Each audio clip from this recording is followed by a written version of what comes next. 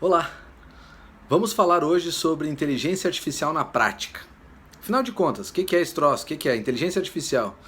É uma inteligência, é um robô? Vocês estão pensando lá no Schwarzenegger? Vocês estão pensando de repente no De Volta para o Futuro? Vocês estão pensando no quê? Na verdade é nada disso. Inteligência artificial, bem na boa, bem na prática mesmo, bem de forma bem simplificada, nada mais é do que um robô, ou seja, um software, que consegue fazer um conhecimento em cima de conhecimento. Por isso que a gente anda chamando ultimamente, esta era que a gente está passando, da era da cognição. Porque nós conseguimos pegar o conhecimento, aliar outro conhecimento, e aliar outro conhecimento, e daí o computador consegue fazer análises em cima de conhecimentos que ele teve previamente. Por isso que uma das grandes dificuldades hoje da inteligência artificial, e na verdade se não a maior delas, chama-se banco de dados. Afinal de contas, o Google, por exemplo, é um excelente banco de dados. Mas um excelente banco de dados tem muita porcaria. Um excelente banco de dados, que se tu fizer uma pesquisa de forma equivocada, ele te dá uma resposta completamente errada. Um excelente banco de dados que tem muita mentira, muita página fake, muita ilusão. Então ele é um excelente banco de dados para pesquisa, mas ele não é um excelente banco de dados para uma inteligência artificial. E esta é a maior dificuldade que as empresas e quem está pensando na inteligência artificial hoje tem. Porque ao produzir alguma coisa, seja para um segmento específico, como é o caso do jurídico, seja para outros segmentos, como a medicina, por exemplo, tu tem que ter um banco de dados confiável. Tu tem que ter alguma coisa que tu possa te reportar. E esta é uma das maiores dificuldades. A outra dificuldade muito grande também que a inteligência artificial passa é o valor, porque hoje ela não é acessível, né? Hoje ela é um valor realmente bem complicado de se manter e de se constituir, porque é um software ainda muito caro. Agora, tirando a parte do valor, que com o tempo ele vai chegar no valor de mercado, com o tempo nós vamos ter isso aliado aí a softwares, aliados a outras ferramentas, vamos pensar um pouquinho como é que funciona a inteligência. Ela funciona mais ou menos como vocês aprenderam a ler, e eu também, todo mundo aprendeu a ler assim. A gente aprende primeiro as letras separadamente, né? Então vamos pegar o exemplo, eu aprendi o alfabeto, A, B, C, D e por aí afora. O computador também, ele pode aprender o alfabeto. Depois o computador aprende que juntando palavras, juntando letras, ele forma palavras. A exemplo, o C, o A, o S e o A formam casa. O computador já pode fazer isso, porque a inteligência artificial ela aprende o conhecimento e depois ela assimila aquele conhecimento para produzir novo conhecimento. Aí ele aprendeu que é uma casa. Beleza. Esta casa vai ser o quê? Esta casa ele pode aprender de repente com os corretores o valor que ela custa, ele pode aprender se o estilo é gótico, romano ou por aí afora. Ela pode aprender, a inteligência artificial poderia aprender que uma casa então tem um valor de mercado por estar numa rua X na cidade Y.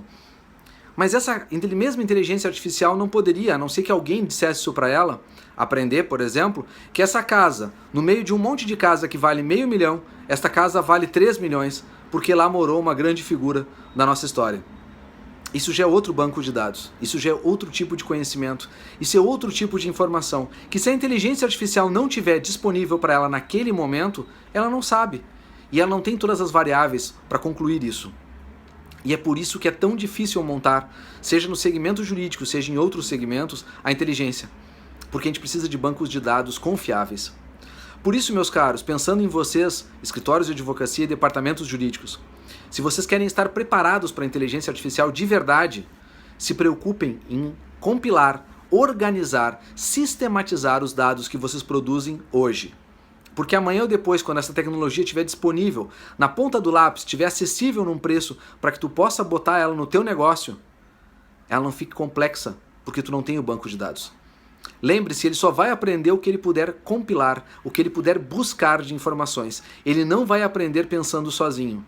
O único que aprende de forma cognitiva a pensar sozinho é o ser humano. A inteligência artificial não tem esse poder. Por isso que eu não acredito que ela vai tirar o poder dos advogados e o trabalho dos advogados. Mas acredito que ela vai facilitar muito a vida dos advogados, a poder facilitar pesquisas, compilar dados em segundos, coisa que a gente leva horas, às vezes, procurando uma jurisprudência no Google, às vezes leva horas para conseguir um contrato adequado à nossa realidade, às vezes leva horas para poder pensar numa tese diferente.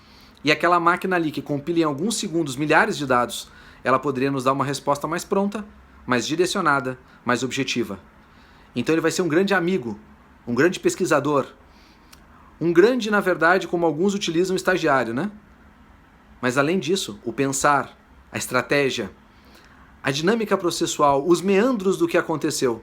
Por mais que a inteligência artificial, através de chatbots e outras ferramentas, possa conversar contigo como se um ano fosse, ela não vai poder responder como um humano, porque ela não é humana. Ela não tem sentimentos, ela não tem insights, ela não compila aquilo que tu aprendeu uma vida inteira com teus pais, teus avós e com a sociedade. E isso, meus amigos, estamos muito longe ainda de uma máquina conseguir fazer.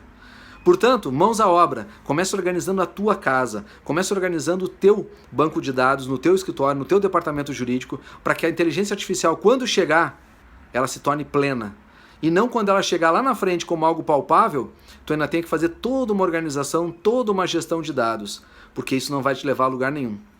E gerir dados hoje, dá para gerir de uma forma bem legal, porque sistematizando ele em softwares jurídicos, tu vai muito longe. Eu sou Gustavo Rocha, se inscreva no nosso canal do YouTube, Gustavo Rocha Com, e será um prazer compartilhar com vocês estas e outras ideias. Um grande abraço e até a próxima!